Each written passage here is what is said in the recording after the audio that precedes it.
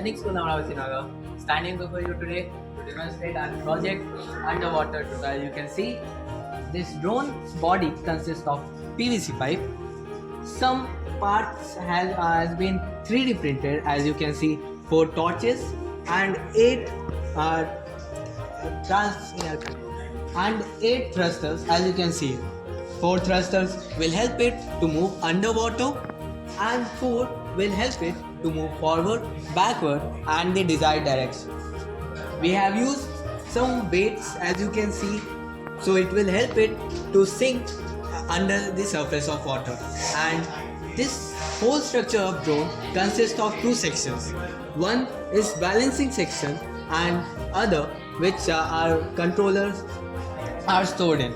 As you can see, this main structure, inside it there is a cam, there is a Raspberry Pi and there is a Arduino Uno with some other components.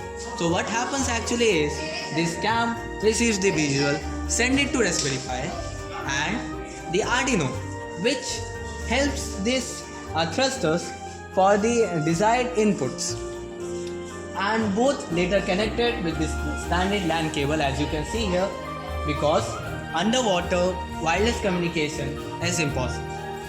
And at last we have connected with a 12 volt battery to give it the power to our underwater drone. And this is the last part, but most important part, a remote which we have developed with very accessible items and very simple thing. 2 joystick, 1 Ethernet port and some basics. So at last, let's move us to the testing area.